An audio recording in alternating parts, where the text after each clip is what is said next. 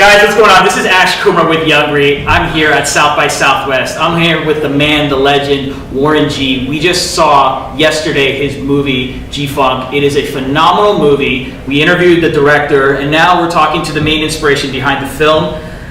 Before I talk to Warren, I just want to say something directly to the camera because this interview, we're going to do everything to make sure it gets sent out there. Warren G is a legend.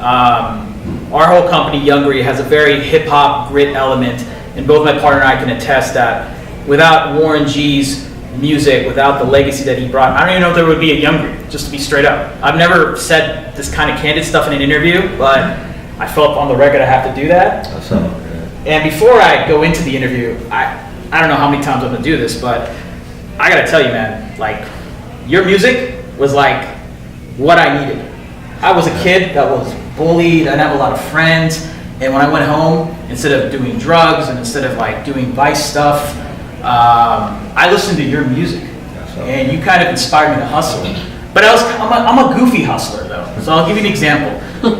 My name is Kumra, but my full name is Ashwini. Okay, and I used to sing your song. You know, this DJ be Warren G. I used to be like, this DJ be Ashwini. So I was always wanting to be a rapper. And I think what's cool about G-Funk and the whole music you brought is that and it showed in the movie, man, you really showed that it's not about where you're from or what you've been through. It's about just appreciating the good times, having gratitude and all those things. And I really feel your movie did that, man. Thank you. So my question to you, man, is why was this movie made now? Like, it's been so long since, your first album came out. It's been so long since, you and Snoop and Nate Dogg, of course, may he rest in peace, had all, did your thing and you guys did stuff. Like, why at this moment? Just finding the right person to lay it out like I wanted. A lot of people I dealt with, they tried to add this or add that, try to get me to do this or do something negative, which I didn't want to do. I wanted to just tell it like it was, and Carm was the perfect guy. Now Carm understood how I wanted to lay out the blueprint of the story of G-Funk. Like I said, he understood it. I talked about it, told him the whole layout. He put it in chords, and scene by scene, and broke it down, and it worked. Nice. Yeah. What surprised you about the movie after seeing it? I mean, I know when you're talking about Carm, looking at the visuals and all that, and you probably figured out, all right, we're going to interview these guys, we're going to feature this music, we're going to show our, the whole Voltron truck thing, which is so cool because I always wondered, like, the whole Voltron line which you've used. That's so cool, man. And that's how much that song means to me. So when I heard that, I'm like, oh, okay, cool. So I'm like, I got to call myself Ashwini Voltron now instead of this DJ being Ashwini. Anyways, all jokes aside, man, what surprised you when you saw it live?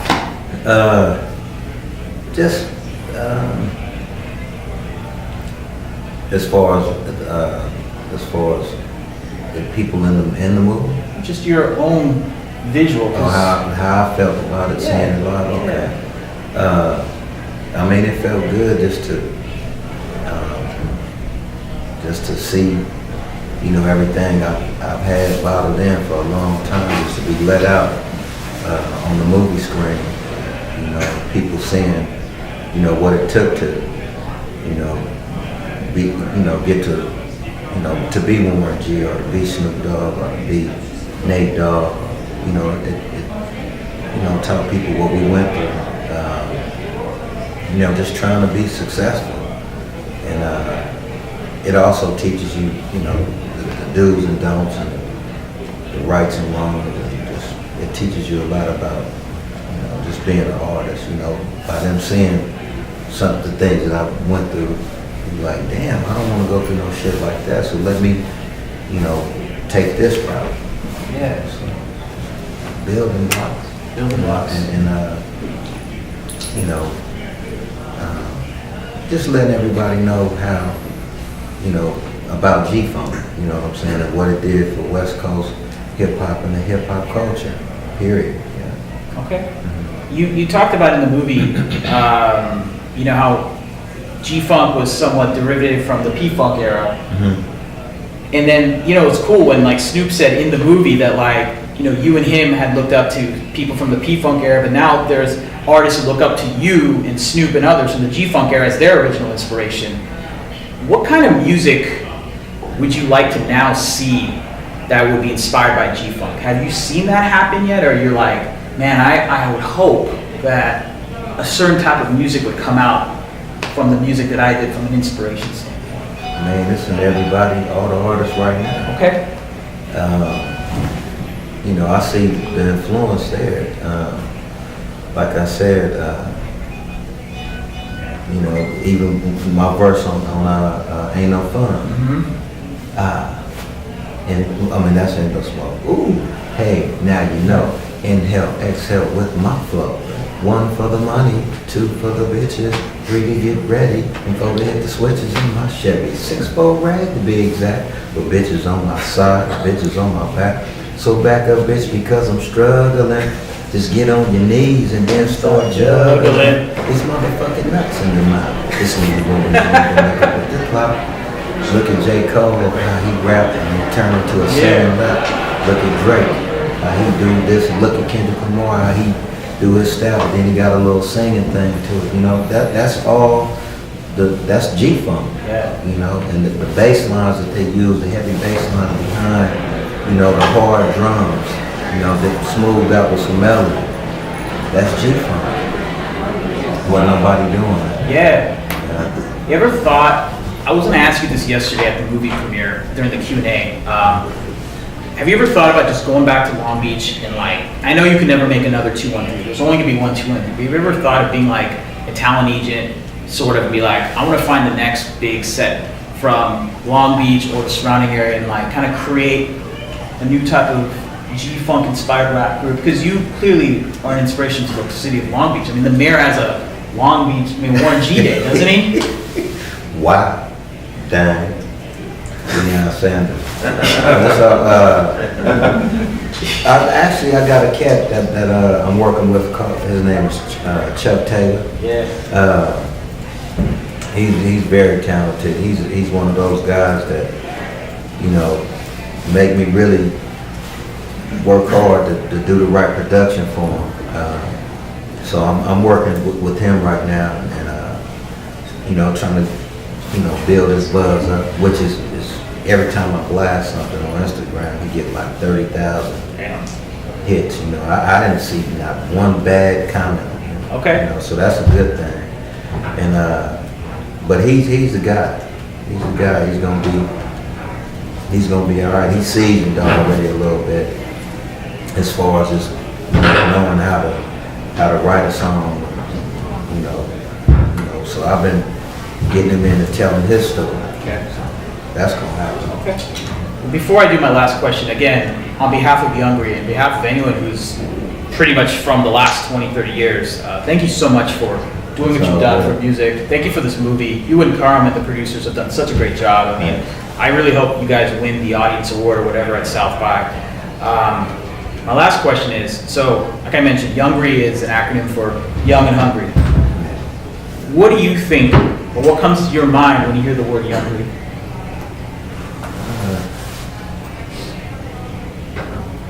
Young and hungry. I'm younger. Yeah. I'm younger. You are. Yeah, it's a mindset. You goddamn right. You know. You know. I'm 46. People know I'm 46, but I feel like I'm 17. I cartwheel in front of this motherfucker. Look, my kids. I be at home. You know, my daughter, she did a cartwheel. I was like, I could do that. You know, boom, I did one real quick, and she was like, Dad! I said, yeah, I bet you your friend's dad can't do that. I can do it all, I'm cool. All right, I lied. I gotta ask one last question, because you said something that was interesting.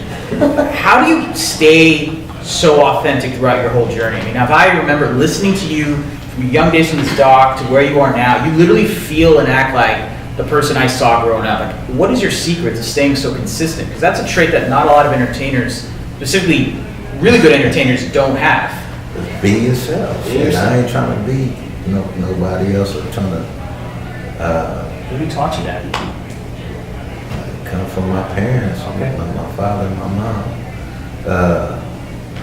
Believe me, I used to get in some trouble. Shit, I was a roughneck, but after all the things that you go through in life, period, the good and the bad, because I came up in the era where it was gangbanging, like how Chicago is right now. Mm-hmm. LA was like that, and it was way 10 times worse than Chicago is right now. And just growing up in that era, losing so many friends and family members and stuff like that, you get numb to a lot of shit,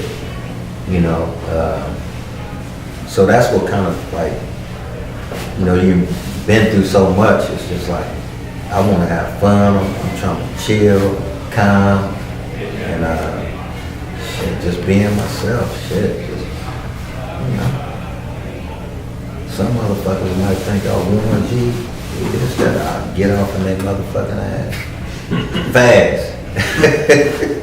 But it's all good. We chilling. Yes, indeed. I'm gonna try to remember you said Arushki, Arshwani. Yeah, like this DJ, Big Ashwani. Yeah.